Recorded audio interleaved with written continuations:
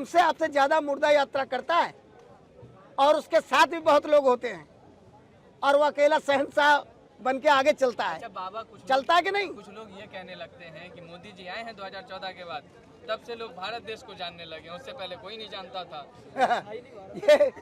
ये किस तरह की बातें हो रही हैं? ये भाई जो गोबर मूत्र भक्त है ना, जिनके दिमाग में गोबर भरा है, उनको बताना चाहिए। उनके लिए अच्छी है खुराक, बाकी देश के लिए खुराक अच्छी नहीं है। जंतर मंतर पे आए थे, जब पहला दिन प्रोटेस्ट हुआ तो कई लोग आए थे माहौल बिगाड़ने के लिए। वो ये भी कह रहे थे कि यहाँ पे उसकी बात हो रही है, पाकिस्तान की बात हो रही है, उमर खालिद की बात हो रही है, तरह तरह की बातें कर रहे थे प्रोटेस्ट को भटकाने के लिए। अब जिसने नशाई कर रखा हो, गोबर मूत्र पी करके जिसने नशाई कर रखा हो, उसका क्या कर सकते हो? क्या रावण के साथ लोग नहीं थे? क्या डाकू मलखान के साथ लोग नहीं थे? तमाम हमारे चंबल में डाकू हुए, उनके साथ लोग नहीं थे? उनके साथ भी वाजिब सी बात है, लोग हैं। धर्मेंद्र प्रधान दहशतगर्द बता रहे हैं, यहाँ पे जो लोग आ रहे हैं उनको दहशतगर्द की बी टीम बता रहे हैं। उनको डर लगता, अगर दहशतगर्द होते तो उनको डरना चाहिए था। डरते क्यों नहीं है वो? ये लोग जो है गुमराह करते हैं। रुक जाओ, आप ही चला लीजिएगा। ये लोग गुमराह करते हैं। नीट के बारे में पूछो भाई प्रधान- ज्ञान मत दो भाई, ज्ञान मत दो। हम यही कर रहे हैं, 20 दिन से यही कर रहे हैं। तुमको करना है दूसरा कर लो, तुम आकर के। तुम ज्ञान मत दो, ठीक है? प्रधान को 4 सवाल तुम बताओ तो नीट पे 4 सवाल बताओ तो। प्रधान को अब तक इस्तीफा दे देना चाहिए था। और अगर इस्तीफा नहीं दे रहे, इधर आइए, आगे अगर इस्तीफा नहीं दे रहे तो वो गलती पर है। आइए आप लोग आइए, देश के प्रधानमंत्री कौन है? आइए, आओ शिक्षा मंत्री धर्मेंद्र प्रधान को आओ बेटे, और कौन है? किसने बनाया? आओ। नरेंद्र मोदी ने। तो अगर इस्तीफा नहीं देंगे धर्मेंद्र प्रधान तो किससे सवाल पूछा जाएगा? तो नरेंद्र मोदी से। हाँ, तो नरेंद्र मोदी में तुमको दिक्कत क्या हो रही है? दिक्कत अब बाबा को बोलने दो, आ जाओ अब आगे आ जाओ। दिक्कत ये है कि यहाँ पे मत पूछिए ना, आप जो पूछिए तुम बताओगे क्या? हाँ, पूछा जाएगा। तुम बताओगे हम क्या पूछे? नीट का मुद्दा है। तुम सबको पता है, जाके दीपके से पूछ लो क्या मुद्दा है। का मुद्दा है। ठीक है। मंच से जाना होता है तो उन हर इंसान को खुश होना चाहिए जो इस प्रोटेस्ट में है कि वो अपनी आवाज उठाने वालों में से है, तलवे चाटने वालों में से नहीं है। और मैं भी खुश हूँ कि मैं इस प्रोटेस्ट में हूँ और जब तक ये प्रोटेस्ट चलेगा इसमें शामिल रहूँगा। इसी जंतर मंतर पर 13 महीने किसानों को आंदोलन हुआ था पर इस्तीफा फिर भी नहीं हो पाया था। मैं तो कह रही हूँ ना, इस्तीफे का चलन ही नहीं है। मैं तो शुरू से कह रही हूँ, मैंने तो बोला ही नहीं कि हम यहाँ पर आए हैं तो इस्तीफा मिल ही जाएगा। ठीक है, ये सरकार जो है बहुत ज्यादा घमंडी सरकार है। इतनी ही चीजें हुई हैं, आप ये देखिए ना कि इतने ही रेप हुए हैं हमारे इस सरकार में, कितनी ही बच्चियों के साथ बलात्कार हुआ है। अभी कलकत्ता में देखिए 12 साल की बच्ची के साथ, उसके बाद 13 साल की बच्ची के साथ हमने देखा अभी थोड़े दिन पहले 30 लोगों ने उसका गैंग रेप किया। कुछ होता है? नहीं होता कुछ भी, है ना। हमारे देश में ना बच्चियों को देखा जाता है, ना रोजगार के लिए देखा जाता है, ना शिक्षा के लिए, ना हॉस्पिटल्स के लिए, कुछ नहीं होता। सिर्फ और सिर्फ सारा का सारा टॉपिक एक ही चीज पर आकर आ जाता है, धर्म के ऊपर। तो ये धर्म के ऊपर जो भटकाने की कोशिश है, धर्म देखिए, धर्म को, ये जो धर्म की बात है, ये अपनी आस्था हो सकती है, ये सिर्फ और सिर्फ असली मुद्दों को भटकाने की कोशिश है। असली मुद्दों को जब भटकाना होता है तो बीच में धर्म लाया होता है। ये हमारे देश की बात है, इसमें सब मिलकर रहते हैं और देश में जो प्रॉब्लम्स है उनके ऊपर बात होनी चाहिए। धर्म तो आप अपने घर पर भी बैठकर अपने आप को मान सकते हैं, पर हाँ, इसमें यहाँ पर ये नहीं है कि यहाँ पर ये हमें प्रॉब्लम है। मुझे तो मोदी से भी कोई प्रॉब्लम नहीं है ना, मुझे तो धर्मेंद्र प्रधान। बट अगर धर्मेंद्र प्रधान की वजह से नीट का पेपर लीक होगा और बच्चे सुसाइड करेंगे, हमें उससे प्रॉब्लम है। अगर मोदी जी की वजह से इस देश में बहुत ज्यादा झगड़े होंगे, दंगे होंगे, ये सब प्रॉब्लम्स होंगी, तो हमें उस चीज से दिक्कत है। हमें प्रॉब्लम है कि जो हमारा जो लोग हमारे देश के बच्चे हैं जो क्या कहते हैं, जिनको रोजगार नहीं मिल रहा, जो बेरोजगार हैं, हमें उससे दिक्कत है।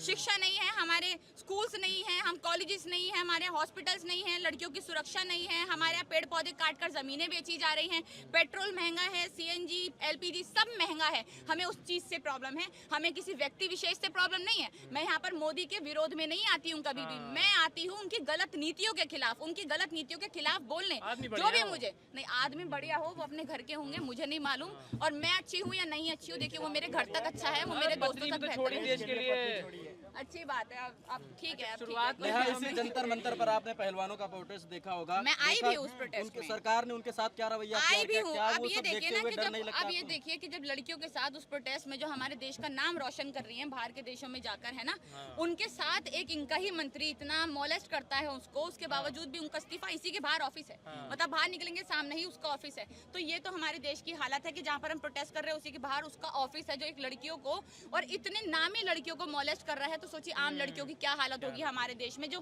गांव में देहात में बच्चियां रहती हैं, उनके साथ तो बोलने वाला भी, उनके लिए तो बोलने वाला भी कोई नहीं है। हमें उस चीज से प्रॉब्लम है। डर नहीं लगता है? आपने देखा होगा पहलवानों के साथ क्या रवैया अख्तियार किया मुझे गया? मुझे मुझे डर नहीं लगता, और मुझे डर लगता होता तो मैं यहाँ पर ना आती।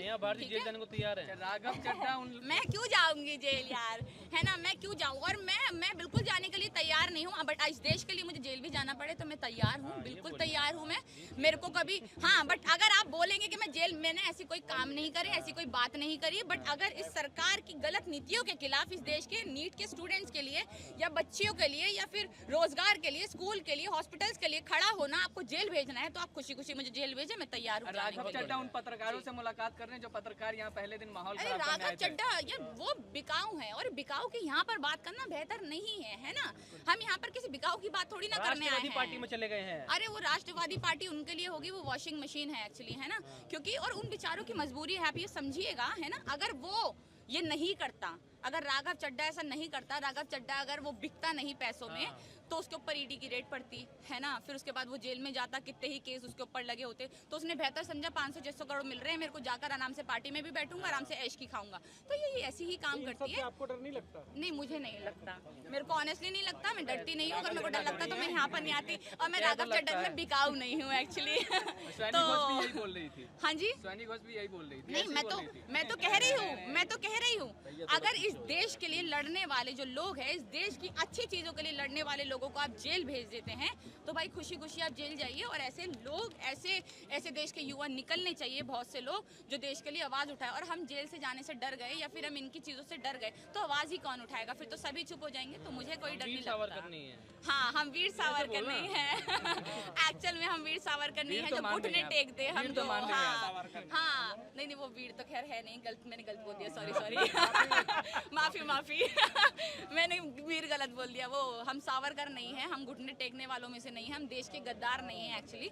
हाँ, एक्चुअल में देशभक्त है, और देश के लिए लड़ रहे हैं और उसी के लिए यहाँ पर आए हैं। Thank you. इस दौर का जब इतिहास लिखा जाएगा तो बहुत कुछ लिखा जाएगा। लिखी जाएंगी ये सारी कहानियाँ, जो लोग यहाँ पर डटे हैं और अच्छी शिक्षा व्यवस्था के लिए लड़ रहे हैं, वो लोग भी याद रखे जाएंगे। कैसे बिकाऊ पत्रकार यहाँ आए ही नहीं, उन्होंने कवर ही नहीं करा। आप सब मिलकर के एक ऐसे इंसान को बचाने की कोशिश कर रहे हैं जो इन 20-22 बच्चों की मौत का जिम्मेदार है। मतलब करप्शन की वजह से देश में बच्चे मर जाएं, इससे ज़्यादा एक्सट्रीम गलत कुछ नहीं हो सकता है। बाकी सारी बातें एक तरफ आप रख दीजिए, लेकिन अगर उन बच्चों की मौत करप्शन की वजह से हो तो ये बहुत डराने वाली बात है। कोई ना कोई पेपर लीक हो रहा है। आज ही पता चला है एक और नेट UGC का पेपर, उसमें भी धांधली हुई है। तो सोचिए कितने बड़े सवाल हैं ये। कैसा है हमारा एजुकेशन सिस्टम। नमस्कार, स्वागत है आप सभी का द पंचायत में। इस वक्त हमारी मौजूदगी जो है दिल्ली में है। दिल्ली के जंतर मंतर पर हम लोग मौजूद हैं और तमाम कॉकरोचों के पीछे मौजूद है। इस वक्त हम बातचीत करने के लिए, हर्षित को आप सभी जानते होंगे, सोशल मीडिया पर बहुत तेज़ी से वायरल हैं और रातों रात बहुत लोग प्यार भी दे रहे हैं, समर्थन भी दे रहे हैं। हर्षित, कैसे हैं आप? मैं बिल्कुल ठीक हूँ सर, आप बताएं। कैसा चल रहा है प्रोटेस्ट वगैरह आप लोग का? प्रोटेस्ट चल रहा है, प्रोटेस्ट में लगे हुए हैं सब लोग और बड़ी मजबूती के साथ प्रोटेस्ट आगे बढ़ रहा है। मैं पिछले 20 दिनों से इस प्रोटेस्ट को बहुत क्लोजली ऑब्जर्व कर रहा हूँ, मैं काफ़ी कुछ लिख भी रहा हूँ उसके ऊपर। तो हाँ, बहुत मजबूती के साथ ये बढ़ रहा है। ये मुझे याद दिलाता है 1857 की उस चिंगारी की, जब लोग इतना डरते थे आवाज़ रखने से, अपनी बात रखने से। उस वक्त भी एक शुरुआत हुई थी मुहिम की। ये शायद वही शुरुआत है। इसका अंजाम क्या होगा, हार होगी या जीत होगी, नहीं पता है किसी को, लेकिन लोग लगे हुए हैं। शुरुआत यहाँ से हुई है और ये बढ़ेगी। अभी इस पर क्या लिख रहे हैं आप, क्या ऑब्जर्व कर रहे हैं आप? मैं एक्चुअली अभी ऐसे मैं बता तो नहीं सकता, बट हाँ, आई एम प्लानिंग समथिंग।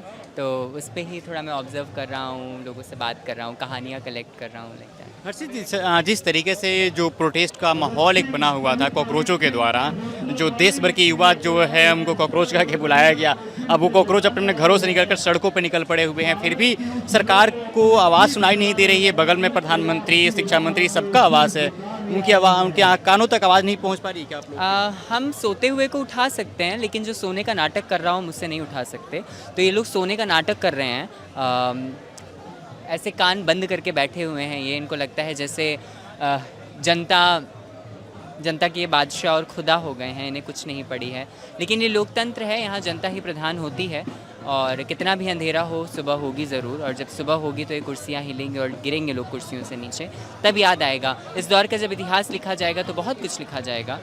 लिखी जाएंगी सारी कहानियाँ जो लोग यहाँ पर डटे हैं और अच्छी शिक्षा व्यवस्था के लिए लड़ रहे हैं। वो लोग भी याद रखे जाएंगे, कैसे बिकाऊ पत्रकार यहाँ आए ही नहीं, उन्होंने कवर ही नहीं करा।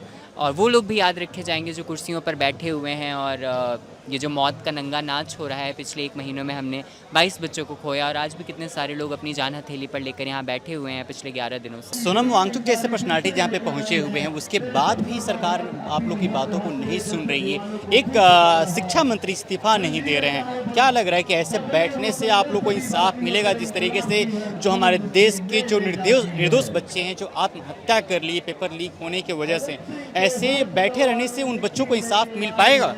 ये एक पीसफुल प्रोटेस्ट है और बहुत पीसफुल तरीके से ये शुरू हुआ है और चल रहा है अभी तक। लोगों ने बहुत इसको डाइवर्ट करने की कोशिश करी है, बहुत नफ़रत फैलाने की कोशिश करी है, मगर यहाँ लोग लगे हुए हैं। यहाँ कोई बैठा हुआ नहीं है, यहाँ हर कोई अपनी आवाज़ को रख रहा है, आर्टिस्टिक तरीके से रख रहा है। पिछले 20 दिनों से अगर लोग यहाँ रुके हुए हैं, ये ऐसी जनरेशन है, ऐसे लोग हैं जो हमेशा से एसीओं के बीच पले बढ़े हैं, लेकिन यहाँ 20 दिनों से इतनी जर्जर व्यवस्थाओं में भी लोग रुके हैं, तो ये बहुत बड़ी बात है। ये अपने आप में ही बहुत बड़ा एग्जाम्पल है और ये अपने आप में बहुत बड़ी क्रांति भी है। एक इतने बड़े एजुकेशन रिफॉर्मर्स, साइंटिस्ट, वो स्ट्राइक पर बैठे हुए हैं पिछले 11 दिनों से। इतने सारे उनके साथ छात्र छात्राएं बैठे हुए हैं, ये अपने आप में बहुत शर्म वाली बात है। तो देखते हैं कब तक क्या होता है, लेकिन हाँ, बदलाव होगा और ज़रूर होगा।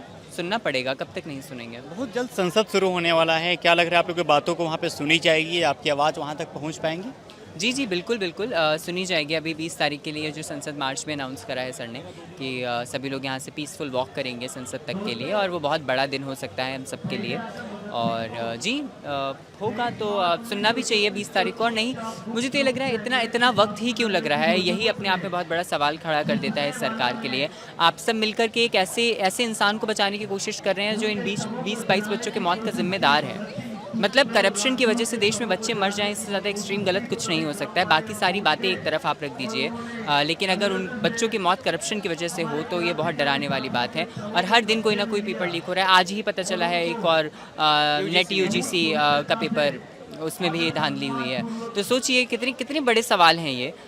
कैसा है हमारा एजुकेशन सिस्टम जो लाखों करोड़ों बच्चों के बारे में सोचता ही नहीं है, और जो बच्चे अकाउंटेबिलिटी मांग रहे हैं तो उनको ऐसे दरकिनार कर दिया जाता है। एनटीए से ऐसी गलती बार बार क्यों हो रही है जिस पे बार बार उंगली उठे? एनटीए अपने आप में ही बहुत करप्टेड है। हम क्यों ऐसी प्राइवेट संस्थानों को और प्राइवेटीकरण करते जा रहे हैं चीज़ों का? देश के बच्चों के भविष्य की बात है। बाद में कुछ भी ये लोग तो कह देंगे अरे ये तो प्राइवेट संस्था थी, चलो हटा दो, और ये हो गया वो हो गया। लेकिन सवाल तो सरकारों पर उठता है ना कि वो क्या कर रही हैं, वो क्यों कर रही हैं ऐसा। जिस तरीके से सारे सरकारी स्कूल कैसे धीरे धीरे करके बंद करे जा रहे हैं, शिक्षा को प्राइवेट करा जा रहा है। शिक्षा एक बेसिक मौलिक अधिकार है और बेहतर शिक्षा पाना हम सबका मौलिक अधिकार है। उसे कैसे प्रिविलेज में बदला जा रहा है, ये देख के डर लगता है। जो लोग आजकल तो लिटरली जो लोग प्रिविलेज हैं वही अच्छी शिक्षा पा सकते हैं, ऐसा देश का हाल बना दिया गया है। सरकार धर्मेंद्र प्रधान से इस्तीफा क्यों नहीं ले रही है? क्या लग रहा है आपको? ये उनकी अना है, ये उनका एरोगेंस है, ये उनका घमंड है। मुझे भी अच्छे से पता है, अगर वो लेना चाहे तो ले सकते हैं। आज के दौर में अगर अटल बिहारी वाजपेयी जी जैसे नेता होते, प्राइम मिनिस्टर होते, मुझे पूरा भरोसा है इस बात पे कि वो तुरंत इस्तीफा लेते। वो इतने सारे बच्चों को डिसअपॉइंट तो बिल्कुल नहीं करते। लेकिन अब जो आज की सरकारें हैं ये पूरी उल्टा हैं, उनकी ही विचारधाराओं के विपरीत चलती हैं, तो हम इनका कुछ नहीं कह सकते। तो ये बड़ा अना से घिरी हुई सरकार है, ईगो से घिरी हुई सरकार है, नफरतों से घिरी हुई सरकार है। और लेकिन वही ये नफरत और अना तो रावण की भी नहीं चली थी। किसी ना किसी दिन तो आप भी रावण की तरह जाओगे। क्या लग रहा है, इंसाफ मिल पाएगा आप लोग को? जी बिल्कुल, इंसाफ की उम्मीद पर ही दुनिया कायम है और मिलेगा, आज नहीं तो कल। कुछ युवाओं से अपील भी करना चाहते हैं? सर हम तो अपील कर करके थक चुके हैं, मतलब क्या ही अपील करें इसमें। लेकिन मैं यही लोगों से बोलूँगा कि प्लीज़ 20 तारीख को अगर एक भी जना तक मेरी आवाज़ पहुँच रही है और आप सुन रहे हैं और आप दिल में हाथ रख के पूछिए, अगर आप चाहते हैं कि देश का भविष्य सुधरे, या एजुकेशन सिस्टम सुधरे, जिन बच्चों को हमने खोया है उन बच्चों को, उनके परिवारों को न्याय मिले। सोनम सर और ये जो इतने सारे छात्र छात्राएँ यहाँ अगर स्ट्राइक पर बैठे हैं, इनको न्याय मिले और हम इनको विश्वास दिला सके कि हम भारतीय होने के तौर पर साथ खड़े हैं।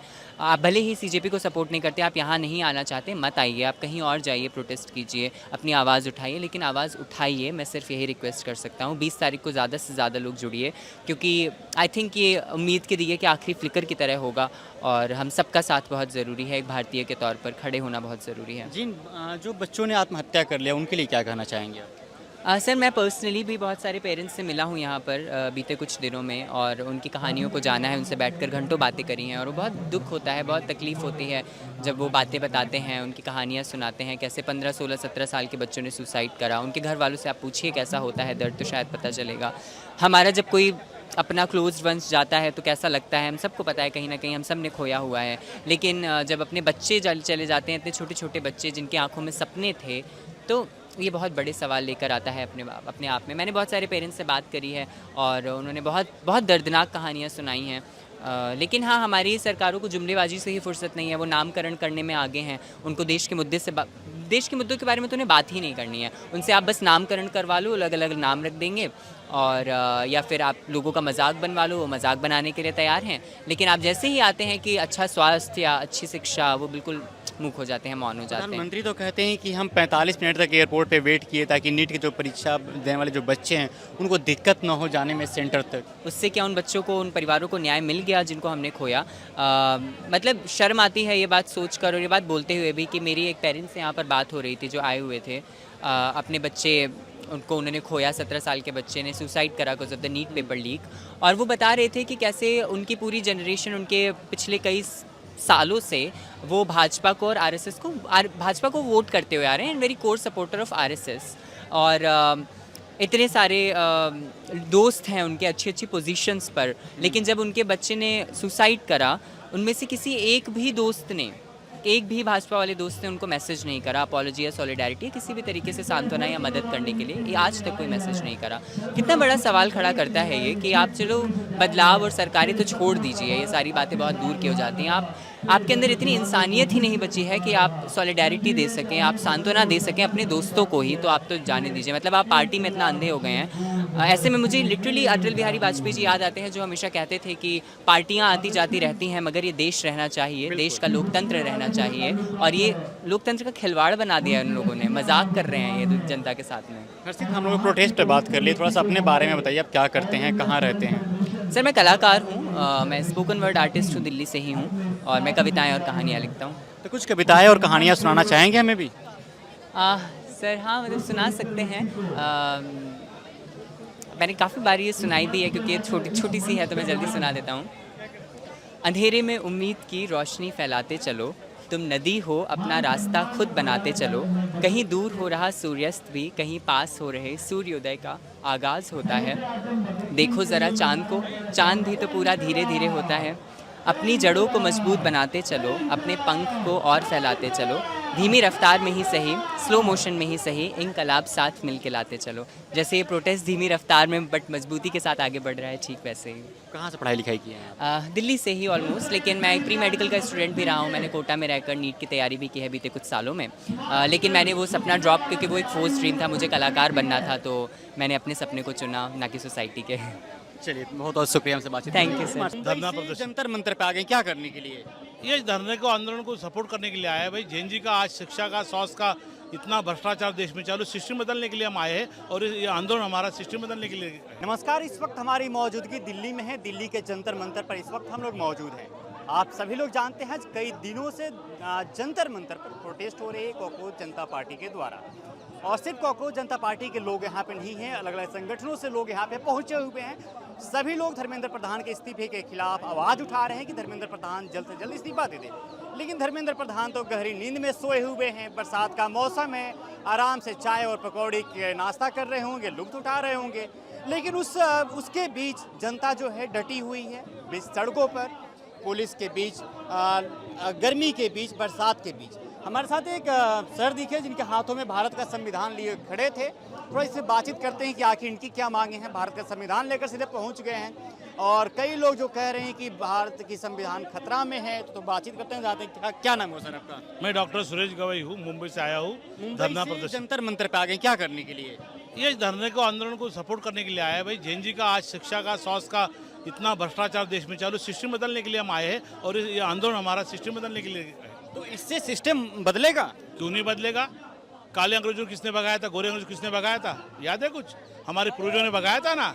और आज काले अंग्रेजों में राज करके हमारे जेएनयू को गुलाम करना चाहते हैं, हमारे जेएनयू को शिक्षा से आर्थिक सामाजिक गुलाम करना चाहते हैं। तो ये तो शुरुआत हो चुकी है। जैसा भी गांधी जी ने आंदोलन किया था वैसा ये आंदोलन भी है। सोमन वांगचुक बैठे हैं, इनका आज भी लेकिन सोनम वांगचुक के बैठने के बाद भी सिस्टम बदलते हुए कहीं नजर तो नहीं आ रहा है। आज भी छात्र जो है आत्महत्या कर रहे हैं, बेटियों की बलात्कार हो रही है, महिलाओं पे उत्पीड़न हो रही है, किसान अलग मर रहे हैं, किसानों की सही आय नहीं हो रही है, उनकी जो न्यूनतम मजदूरी है वो नहीं मिल पा रही है मजदूरों की। इसको लेकर इसीलिए तो राम मंदिर में चोरी हुई ना, इसलिए तो आरएसएस के 500 ऑफिस बने ना, इसलिए तो मोदी विदेश घूम रहा है ना। ये हमारे पैसे पे, हमारे मजदूरों के पैसे पे ये चोरी करके विदेश घूम रहे हैं और देशवासियों को गुलाम करना चाहते हैं। मजदूर गुलाम है, किसान गुलाम है, आय नहीं मिल रही है, हर आदमी बेरोजगारी हाई चरण पे, महंगाई हाई चरण के ऊपर। इनकी जिम्मेदारी बनती है लेकिन ये जिम्मेदारी से हट रहे हैं। इनको मालूम है हमें भारत छोड़ के जाना पड़ेगा। जैसे गोरे अंग्रेज गए थे वैसे इनको भी भगाने के लिए हम आने वाले दिनों में प्लानिंग करेंगे। और आज वो हमारे वांगचुक बैठे, पूरा भारत जब आंदोलन करेगा ना तो इनको भारत छोड़ के भागना पड़ेगा। अन्ना हजारे भी 13 दिन ही बैठे हुए थे, आज कई दिनों से लोग बैठे हुए, फिर भी कुछ बातों को सुनी नहीं जा रही है। अन्ना हजारे यहाँ बैठे थे जन लोकपाल के लिए। 13 दिन, मैं 14 दिन बैठा था। अन्ना हजारे 13 दिन बैठा, 14 दिन। जन लोकपाल की जरूरत क्या है? देश के अंदर 120-30 करोड़ जनता है और छोटा सा कानून बनाए क्या मिलने वाला है? तो देश के संविधान के अंदर ही करप्शन का बड़ा कानून है, तो वो यूटिलाइज करने वाले लोग भी बदमाश है। इसलिए बाबा साहब कहते थे कि मेरा संविधान बहुत अच्छा है, अच्छे लोगों के हाथ में जाएगा तो ये संविधान अच्छा है। और आज पाखंड के लोगों के हाथ के अंदर, पूंजीपतियों के हाथ के संविधान गया, इसलिए आज संविधान के धज्जियां उड़ा रहे और इसलिए आज की जनता, देश की ये गौर गरीब जनता, शोषित जनता, मजदूर, किसान आज इतने आंदोलन के लिए तैयार हो चुके हैं। क्या संविधान की धज्जियां उड़ाई जा रही है? भाई पश्चिम बंगाल में आपकी आंखें बंद है। पश्चिम बंगाल में क्या हो गया, बिहार में क्या हुआ? पश्चिम बंगाल में हिंदू सम्राट राज चल रहा है। हिंदू सम्राट राज होता ना तो घर घर घुस के माथे नहीं, अंडे नहीं फेंकते हो लोगों के ऊपर। ये सब गुंडा राज चल रहा है और इनकी मनमानी चल रही है। इसलिए एक एक देश का संविधान का जो कानून है ये ताक पे रख के काम कर रहे हैं। इसलिए ये लोग देश विरोधी है, देश के लोगों के विरोध में ये भारतवासियों को गुलाम करना चाहते हैं। कौन देश विरोधी है? ये तुम्हारे भाजपा आरएसएस काली टोपी वाले। हमारे भाजपा आरएसएस के लोग कैसे तो तुम तो उनके गुण गा रहे हैं ना।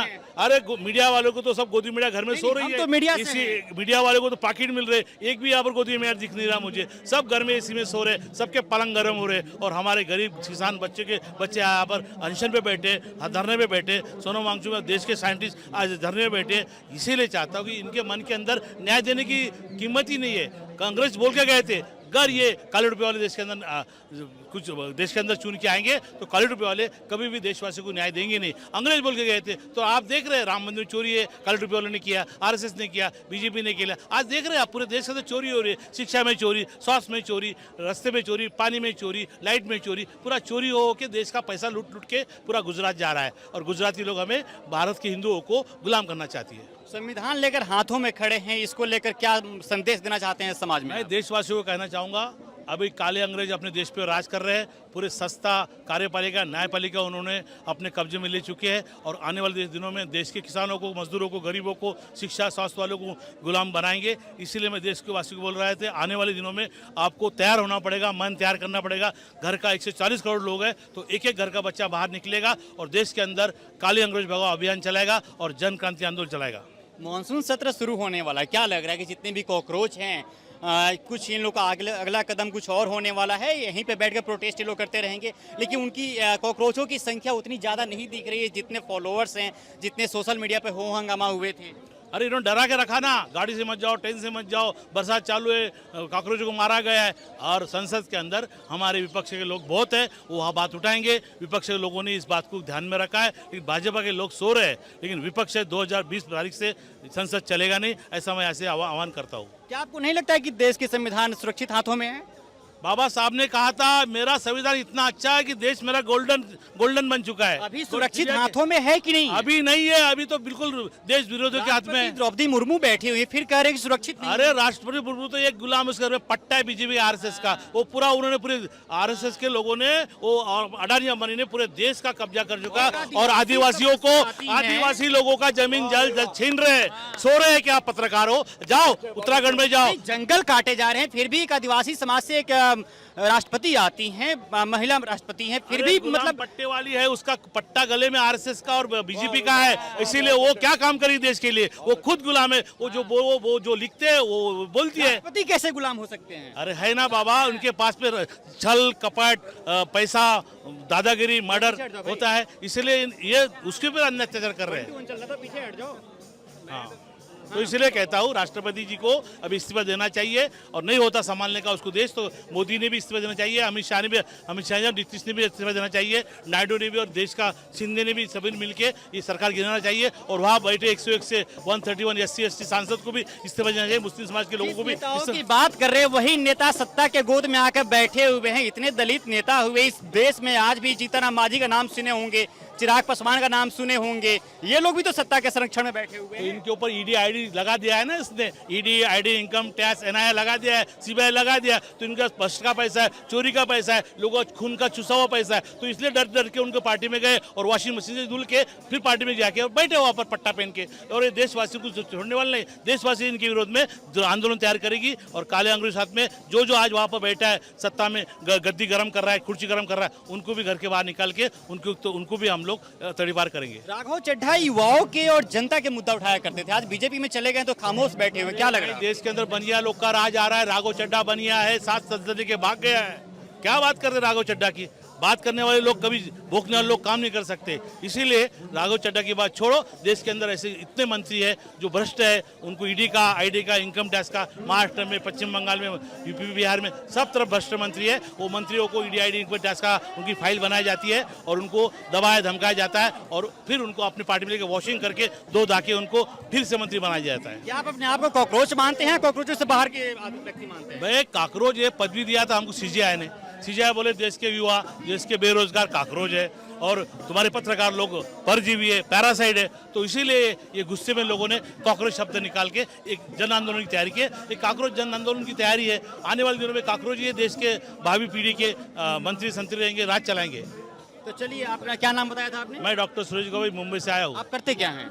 मैं डॉक्टर हूँ, वकील हूँ, इंजीनियर हूँ, सब कुछ हूँ मैं। तो कल के समय में आपके ऊपर भी कार्रवाई हो सकती है, तो इसके लिए तैयार है? अरे हमारे जितने जब देश को आज़ाद करने के लिए हमारे जवान इतने मर चुके, इतने सुखदेव राजगुरु भगत सिंह फांसी पे गए, तो एक सुरेश गवई फांसी पे जाएगा तो क्या फर्क पड़ता है? कल भी तो मरना है, कभी भी है, सब कुछ है। मैं कुछ सुनाइए अपने कविता के माध्यम से। अडानी अंबानी मोदी ने देश को लूटा, अडानी अंबानी मोदी ने देश को लूटा, RSS वालों ने मिलके भारत लूटा, RSS वालों ने मिलके भारत लूटा, लूटा लूटा लूटा।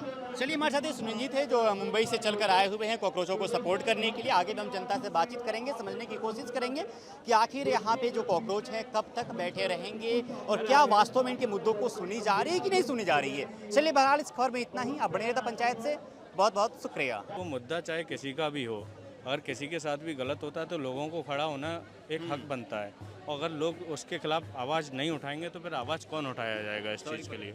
इस वक्त हमारी मौजूदगी दिल्ली में है, दिल्ली के जंतर मंतर पर हम लोग मौजूद हैं अपने टीम के साथ में, और हमारे साथ एक भाई साहब दिखे जो कि एक बैनर लगाए हुए हैं, मेरे पास पेपर चोरी, बीजेपी की चोरी, देश की चोरी का इलाज है। क्या इलाज है भाई साहब? पेपर चोरी, देश चोरी, बीजेपी की चोरी के द्वारा? भाई हमारे गांव में कोई चोर चोरी कर लेना है तो गांव की पंचायत बैठा है और वो चोर ने पकड़ के उसका करते हैं इलाज। ऐसे ही भाई, क्योंकि हमारे गांव की पावर हमारे पास में है, ऐसे ही देश की पावर देश के लोगों के नौन है, और देश के लोग चोर पकड़ के देश के चोरों का इलाज कर देंगे, सीधी सी बात है। देश के लोग चोर को क्यों नहीं पकड़ पा रहे हैं? इतना पेपर चोरी हो रहा है, वोट चोरी की बहुत आरोप लग रहा था, तो इस देश की जनता चोरों को क्यों नहीं पकड़ पा रही है? पावर नहीं है भाई, पावर है वो कुछ लोगों के, कुछ जज हैं। जनता से ज्यादा पावर किसके हाथों में होता है भाई साहब? जज के पास है, कोर्टों के पास है। नहीं, जनता से ज्यादा पावर तो नहीं है किसी के पास। जनता का जो चाह देगी वो बदलाव हो सकता है इस देश में। अभी फिलहाल तो पावर नहीं है ना, तो उसका सीधा सा आसान सा तरीका ये है, मना भाई प्रधानमंत्री बनाओ, मैं दूंगा सबना पावर। ये जो नेता हैं ये तो देने वाले हैं नहीं, इनका तो पूरा खानदान मस्त चल रहा है। प्रधानमंत्री किसको बनाने की बात कर रहे हैं? मन्ने भाई आपको? हाँ। आपको प्रधानमंत्री क्यों बनाया जाएगा? मतलब इस देश में बहुत बुद्धिजीवी लोग हैं, लोग नेता बैठे हुए, आपको ही क्यों? बुद्धिजीवी की भाई दिमाग लगाने की जरूरत नहीं है।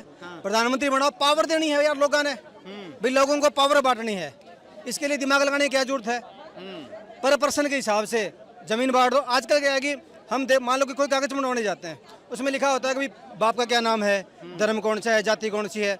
भाई क्यों? पर पर्सन है ना, पर पर्सन के हिसाब से पावर दे दो, एक नंबर दे दो हर आदमी को, उसके हिसाब से उसकी वो कितनी हाइट का है, कितने उम्र का है, वो कितना खाना खाता है, उसकी क्या आवश्यकताएं हैं, उसका जो डेटा है वो लाइव चला दो और उसके हिसाब से उसको वो चीजें दे दो।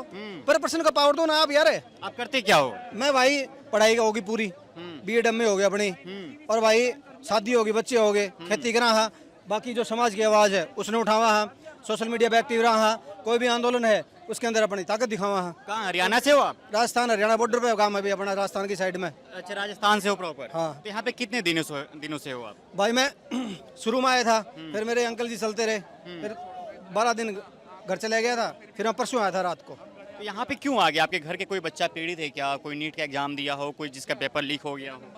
भाई घर का क्या है, देश हमारा है, ठीक है, और एजुकेशन क्या भाई, जहर खिला रहे हैं हमको भाई। सबको है ना घर परिवार में कैंसर हो रखी है, BP की, शुगर की, बस सब मरने वाले लोग हो रखे हैं।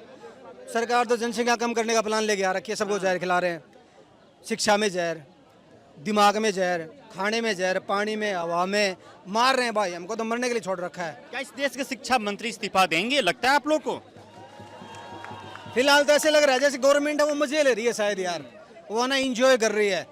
कभी पुलिस को बोल दी कि तिरपाल मत आने दो, कभी पानी मत आने दो, खाना मत आने, वो तो इंजॉय कर रहे हैं। लेकिन देखते हैं वक्त का पावर है, ऊपर वाले का है, नीचे वालों का है, क्या सेटिंग बैठती है।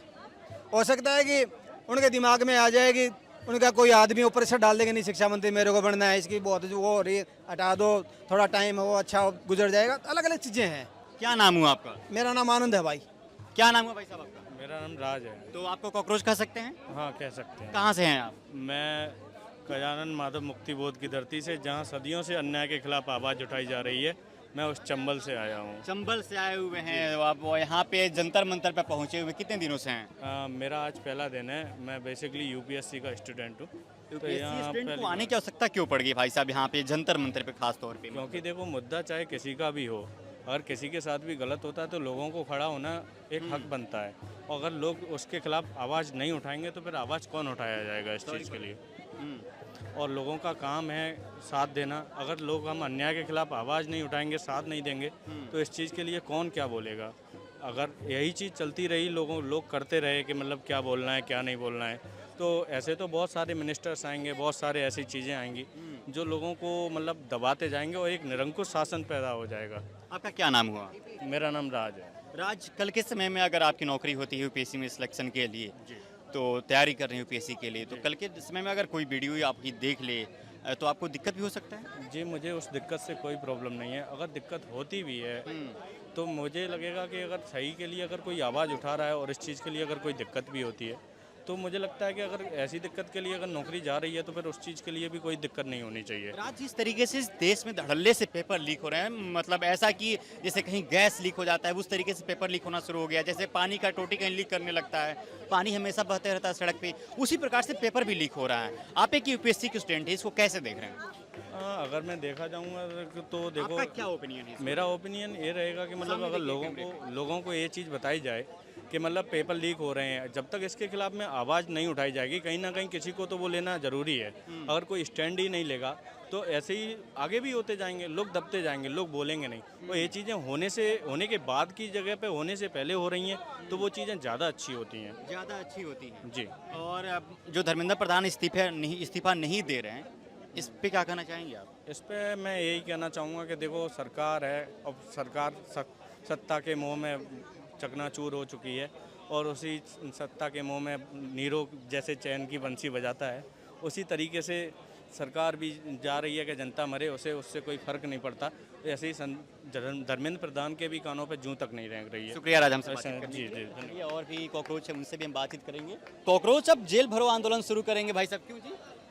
अगर आप थोड़े सुबह आज जल्दी आते हो, ये आप देखते तिरपाल का मुद्दे के लिए भी ये तिरपाल ऐसे नहीं आई है। हम रात को जो भीगे हैं ना, 3 दिन से जो मांग कर रहे थे, तिरपाल अपने पैसों के लेके आए पर एंट्री नहीं होने दे थे। इस तिरपाल के लिए भी ना हमने 4 घंटे हड़ताल करी है, नारेबाजी करी है, और फिर भी ऊपर के प्रेशर से जब जाके तिरपाल एंटर हुई है। नहीं, आज ही माहौल बन गया था कि हमको जेल होने वाली थी ऐसा। हाँ, आज ही माहौल पूरा बन गया था, 90% माहौल आज ही बन गया था। और रही बात अगर मेरी, तो मैं तो फिर निश्चित हूँ अगर जेल होता है तो फिर अन्न भी छूटेगा और पानी भी छूटेगा अगर जेल होता है। क्या नाम हुआ आपका?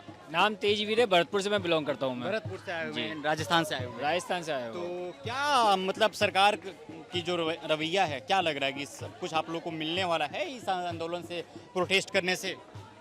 सबसे पहले तो मैं आपकी चैनल से रिक्वेस्ट करता हूँ पूरे ऑल ओवर द इंडिया वालों को कि ये मुद्दा ना तो ये होने वाले साइंटिस्टों का है, ना जो बैठे हुए साइंटिस्ट उनका है, बिल्कुल, है ना। या मानो कि इनका भी है और आप सब लोगों का भी है। ये पूरा देश का मुद्दा है। शिक्षा सही होगी तो सब कुछ सही होगा। तो जब ये मुद्दा सबका है तो ज़्यादा नहीं तो हर एक परिवार से एक जना तो आ ही सकता है। हाँ, और भी लोग हैं क्या? भाई साहब बात कर सकते हैं क्या हम लोग? हाँ, क्या नाम हुआ आपका? मेरा नाम जहीर है। सही, क्या करने आए हैं यहाँ पे आप? मैं यहाँ पे प्रोटेस्ट करने के लिए आया हूँ। प्रोटेस्ट करने के लिए माइक लगाए हुए हैं कॉलर में? हाँ जी, हाँ, मैं माइक कुछ बाइट्स वगैरह भी ले रहा था लोगों का। अच्छा, बाइट से जर्नलिस्ट भी हैं? नहीं, मैं ऐसे मतलब मुझे शौक है क्रिएटर, तो मेरे पास माइक था तो मैंने ऐसे लगा रखा। तो यहाँ पे आप क्या मतलब कवरेज कर रहे हैं? आपने क्या नोटिस किया, क्या देखा आपने? मैं कवरेज करने के लिए तो नहीं आया हूँ, खैर मैं अपना जो मेरा सहमति है इस प्रोटेस्ट से वो दिखाने के लिए आया हूँ बेसिकली, कि उनको इस्तीफ़ा देना चाहिए ताकि इस देश में अकाउंटेबिलिटी पैदा हो सके, ताकि लोगों के दिमाग में ये चीज़ आ सके कि अगर हम किसी एक पोजीशन पे पहुंच गए उसका मतलब ये नहीं है कि हम लोगों पे राज कर सकते हैं या हम उनके लीडर बन गए, या लीडर भी अगर कोई बनता है तो लीडर के भी कई सारे रूल्स होते हैं, उन पे किसी लिमिटेशन में रहना पड़ता है उन्हें, उन पे हमने ही उन्हें लीडर चूज़ करा है, तो हमारे लिए काम कर रहे हैं, उनको अपना राजा ना समझे। जब यहाँ पे अकाउंटेबिलिटी हम लोग पैदा कर देंगे तो उससे क्या होगा कि 100 और लोगों के अंदर जो लोग पोजीशंस पे बैठे हुए हैं उनके दिमाग में ये डर जाएगा एटलीस्ट कि अगर मैं आज कुछ गलत करूँगा तो कल को मेरे साथ भी ऐसा हो सकता है, मुझे भी नौकरी छोड़नी पड़ सकती है। आप सोचो कि इतनी बड़ी चीज़ हो रही है, उसके बाद भी हमारी सरकार अगर इतनी अंधी है कि इसके बावजूद भी आँख, नाक, मुँह, कान सब बंद करके बैठे हुए हैं, तो फिर सोचो कि जिन लोगों के साथ रोज़मर्रा की ज़िंदगी में गलत हो रहा है वो इंसान किसके पास जाएगा जब उसे पता है कि इतना सब कुछ करने के बाद भी हम कुछ नहीं कर पाएंगे। तो ये प्रोटेस्ट का सक्सेस बहुत ज़्यादा ज़रूरी है, यूथ के लिए भी और देश के लिए भी। तो लगता है कि कुछ हो पाएगा इससे? अब आई डोंट नो कि हो पाएगा या नहीं, बट जब तक नहीं होगा तब तक मुझे लगता है कि आते रहेंगे हम लोग तो आते ही रहेंगे। जब भी टाइम मिलेगा, जब भी काम से टाइम मिलेगा, घर से टाइम मिलेगा, हम लोग यहाँ पे आएंगे, अपना सपोर्ट दिखाएंगे। समर्थन सोशल मीडिया पे मिल रहे हैं तो समर्थन ग्राउंड पे मिलते हुए नजर नहीं आ रही। क्या डिफरेंस दिख रहा है आपको? जितने फॉलोअर्स हैं वहाँ पे, जितने कमेंट्स करने वाले लोग हैं, उतनी ज़्यादा संख्या यहाँ पे दिख नहीं, वहाँ पे मिलियंस में फॉलोअर्स बैठे हुए हैं।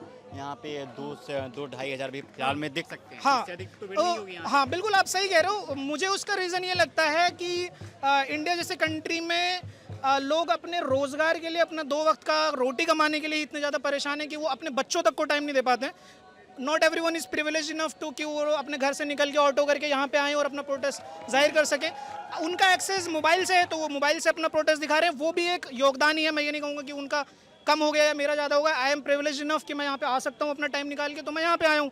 जिनके पास प्रिविलेज नहीं है उतना, जो अपनी नौकरी में लगे हुए हैं, किसी चीज़ की तैयारी में लगे हुए हैं, किसी जिम्मेदारी में लगे हुए हैं, वो लोग अपना सोशल मीडिया पर अपना वो दिखा रहे हैं। चलिए, क्या नाम बताया था आपने? जहीर।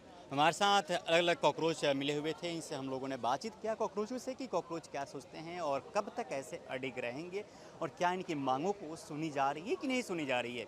अलग अलग जगहों से, अलग अलग राज्यों से यहाँ पे जो कॉकरोच पहुँचे हुए हैं, सबसे हम बातचीत कर रहे हैं और लगातार बातचीत हमारा जारी भी है।